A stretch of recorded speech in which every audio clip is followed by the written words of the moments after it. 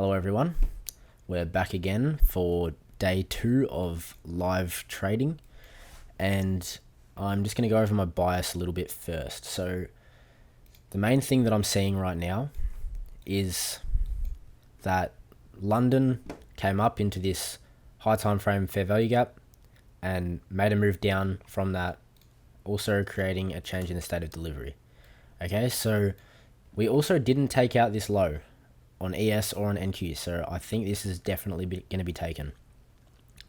My other confluence to this is that we've got an SMT at the previous day highs, so NQ hasn't taken it and ES has. Okay, so that's why that's another super strong confluence as to why I'm bearish right now. So we just had news come out, and this was a news candle here at 8:30. So we've got a data high and we've got a data low.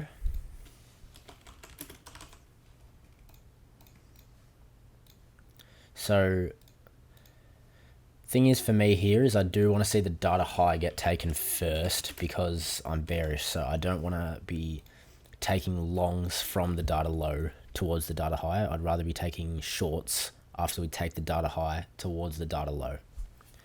So we'll just have to see what happens. We'll watch how price plays out. Realistically, what I want to see happen, or I shouldn't say that, but what the most optimal thing to happen for me right now is for us to take this data high and then potentially give me a setup towards this data low. I also think that we're going to run all of this trendline liquidity down here, and I think the final draw is going to be down here. So that's sort of what I'm looking at as my bias for the New York session. We'll just see what happens, but yeah, I'll update you if I'm planning on getting into any trades. Alright, so I did actually enter a trade here against my bias because it was super A+, and I think we're going to take the data highs. I entered with just a small position. I risked about 200, and I usually risk between 400 and 500, so not super high risk because it's against my bias, but it was a super obvious signature in price, so that's why I entered on it.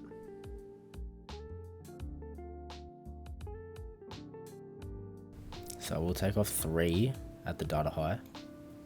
It's a good reaction. I like that. It's a good wick.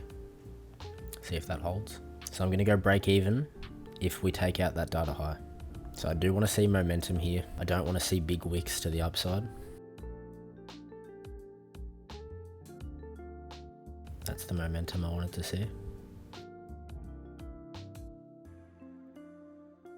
I know that the risk to reward isn't great on this as well, but that's sort of the best possible risk to reward I could really get on this setup. So I will leave most of my position in runners because of that. But I definitely will secure a bit of take profit at that data high, for sure, if we hit it. Not liking the look of that. I'm being edged. Saved by the buzzer. Wow. If this somehow runs back up from there, that's so lucky. I don't think this is looking good though, I'll be honest. Oh my god, dude. Being edged so hard here. Holy fuck. Suspense is killing me.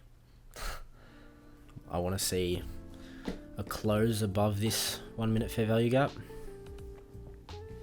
I'd be surprised if we made legs up here not to even take this high. I think we'll definitely take that. Is this the most goated shape flavor? I reckon it goes cheese and bacon, pizza, barbecue, crimpies. Savory is good. Savory's kind of goated. That's up there for sure. That's it, to be honest. I'm not touching any other ones. Cheddar, is that a flavor? Never tried it. Never will. This is not cheese. This is cheddar. Man, this is taking a bit longer than I expected, actually. I thought we were going to run it fast. Are you going to stop me out or not? That's bad. That's bad. That wick was bad. Held that fair value gap really, really well there. I wanted to see a close over that, but we got a big wick down, so doesn't look great.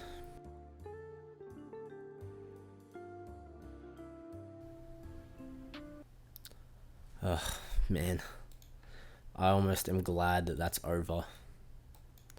I'm gonna be honest. That was just awful. Alright, so we ended up taking that draw on liquidity that I said we were going to take. And it's a little bit annoying because I didn't find any valid short setups in order to target that. There was a super nice setup that I really wanted to take, but it occurred at 9:30. So like I would have entered on the close of that 9:25 5-minute candle.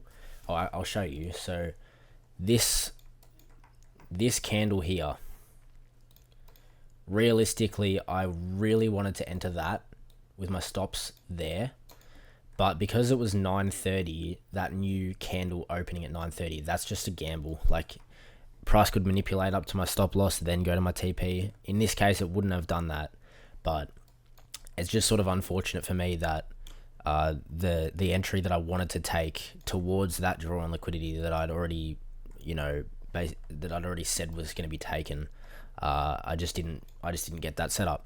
But that's all right. That's what happens in trading. A lot of the times you can see what you think's going to happen, but if you don't have some, if your strategy doesn't align with where you think it's going to go, if you don't see any setups in the direction you think price is going to go, then that's just bad luck. There's really nothing you can do about that. Like I said, I do find it frustrating. It is annoying because I had super strong conviction that was going to be taken. I put in the Discord, I put in a, I'll pull it up. This is what I said. I said, super bearish here.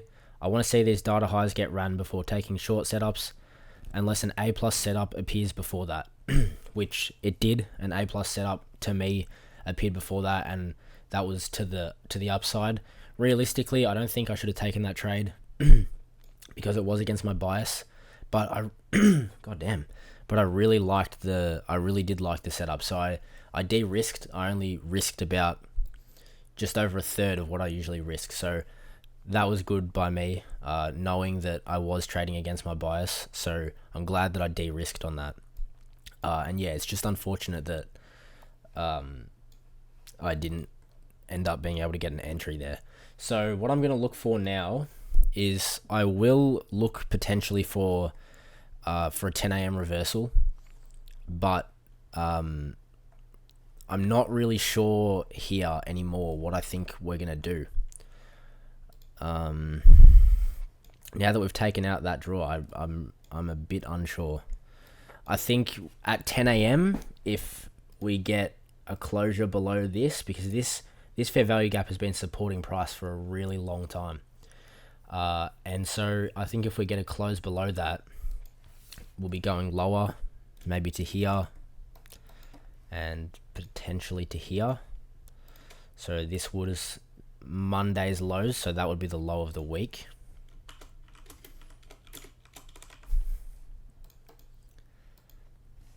So that could definitely happen. But the other thing is, as well, is do I really want to be shorting down here? I'm sort of in the... It's a bit low. Look, I don't really know. I'm going to wait, I think, until sort of 950 for that 950 macro, and then I'm going to see if there's any other... if there's anything valid, if there's some sort of... Alright, so if this 1 hour candle here closes up here and we still continue to respect this imbalance, I will be looking for a 10 a.m. reversal to the upside. But if we run through this, I'll probably look for some sort of continuation. So maybe like if we came up to the 50% mark, maybe look for some sort of continuation out of there to continue to these draws. That's sort of what I'm thinking for now. And I'll keep you updated if I end up looking at any trades that I might enter. Alright boys, so it's the next day. I ended up going to bed. I didn't take any trades after that.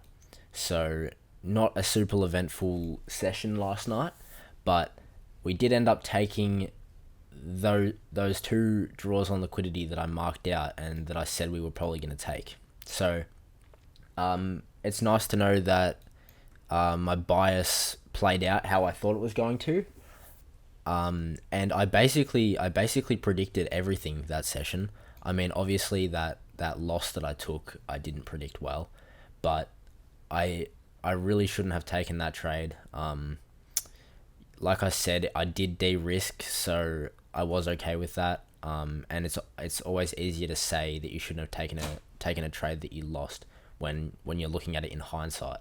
But I probably shouldn't have taken that trade because it was against my bias. But like I said, I did like the signatures in price that I was getting, so can't beat myself up about that. I'm aware that that was a mistake, potentially, but I what I am happy about is that I was able to read where price was going to go for the majority of the session in the day, and I was basically spot on with that. We came down to these draws that I had expected, and it's just a shame that I wasn't able to catch any entries down there. It's a shame that I wasn't able to catch that 5 minute entry as well that I'd spoken about as well. I just want to talk a little bit with you guys just about trading psychology. It's been a little while since I've gone over trading psychology. And yeah, I think my psychology has been actually pretty good recently, and I think that I can owe a lot of that to the fact that I've been recording myself trading, because I think when there's nobody watching and you're just sitting there on your computer and you're annoyed because you took a loss, or you're frustrated because you really want to just start making money and you want to quit your job, it's so easy to get tilted. There's nobody there to stop you. The prop firm that you might be using is definitely not going to stop you from getting tilted and over leveraging. So I think being on camera has really helped me with staying accountable. And so I think that if anybody struggles with over trading, over risking, just practicing bad habits with their trading, I think you should really give recording yourself trading a shot. And that doesn't mean you have to post it on YouTube either. Like, you can just do it for your own benefit. You just record the videos and just keep them on your computer, so that way, like, you're not going to want to go onto your computer and watch a video of you getting tilted and friggin' raging and like itching, you trying to rip your skin off because you're so tilted and over trading. You know what I mean? So yeah, I think if anybody struggles with practicing bad habits, definitely give recording yourself a shot. I definitely have been a lot more consistent in my risk management and all of those things while I've been recording myself. So I think that's a really good thing, and it's a good step forward for me. I also think I'm going to start streaming soon, so I think I might start doing some live streams on YouTube while I'm trading. I spoke to a couple of the boys in the Discord, and they said that would be really good if I started trading live, so I might start doing that. And yeah, if anybody has any suggestions on some sort of like some trading content that you want to see, please let me know in the comments, because I've said this multiple times, but I've got this YouTube channel because for one, I want to hold myself accountable and also use it as a form of journaling, but the main thing is that I really want to help other people who are either in my situation or just starting their journey or just starting to learn. I have been trading for a long enough time to have experience and know what things are good to be doing and what things are bad to be doing. So if anybody does have any ideas on any sort of trading related content, even doesn't have to necessarily be trading related content, please let me know in the comments, and I'll consider doing those. But yeah, that's really all I've got for you guys. Today's a bank holiday, so I probably won't be taking any trades. I will get on the charts and I'll have a little look, but if I get on and there's a lot of volatility and prices moving well, then I'm open to taking some trades. But I'm expecting to have very low volatility because it's a US bank holiday. So we'll see what happens a bit later on. But yeah, there might not be anything coming out of the YouTube after today, so might not take any trades. Anyways, thanks for watching, guys. I really appreciate everybody who's stuck around this long. Please give me a like, boost me in the algorithm a little bit, help me get the views up, and build up my audience. And if you want to join the Discord, it's completely free. That would be great. It's starting to build up a little bit more now. It's good. So yeah, thank you guys. I appreciate you all. See you later.